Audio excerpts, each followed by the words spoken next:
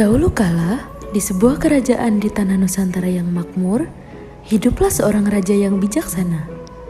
Raja ini memiliki 10 orang putri yang cantik. Namun, karena kesibukannya mengurus kerajaan, ia tidak mampu mendidik anak-anaknya. Istri sang raja telah meninggal dunia ketika melahirkan anak bungsunya, sehingga anak-anak sang raja diasuh oleh pengasuhnya. Mereka menggunakan nama sesuai warnanya. Nama dan warna diantaranya yaitu jambu, ungu, jingga, nila, hijau, biru, abu, kelabu, merah merona, oranye, dan anak yang terakhir kuning. Anak bungsu inilah yang menjadi tokoh utama. Suatu hari, sang raja pergi untuk melakukan tugas kerajaan. Anak-anakku, ayah akan melakukan tugas ke negeri sebelah. Apakah ada yang ingin ayah bawakan oleh-oleh? Merah merona menjawab. Ayah, aku ingin dibawakan perhiasan emas di negeri sebelah. Ungu menjawab.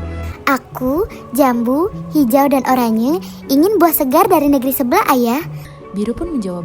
Kalau aku, jingga dan kelabu, ingin pajangan yang indah untuk hiasan dinding.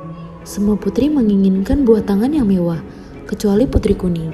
Gadis itu memberikan pesan untuk sang ayah agar kembali dengan selamat. Ketika sang ayah tidak berada di kerajaan, putri-putri raja tersebut membuat ulah. Hal ini membuat para inang kewalahan sehingga tidak bisa menyelesaikan pekerjaan lainnya.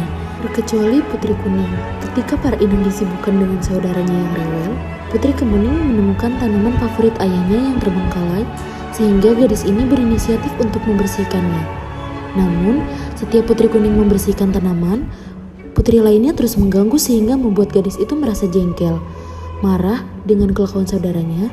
Setelah itu, raja pulang dari tugasnya. Ia menemukan anak-anak sedang bermain seperti biasa di danau, sedangkan si bungsu kuning tengah merias bunga di teras. Gadis itu beranjak pergi ke dapur, sementara yang lain menyambut ayah mereka, ribut untuk menerima pemberian dari ayahnya dan saling pamer satu sama lain. Pada keesokan harinya, putri hijau melihat adik bungsunya mengenakan kalung hijau pemberian ayahnya. Dia merasa iri dan berkata, Harusnya pemberian tersebut menjadi milikku.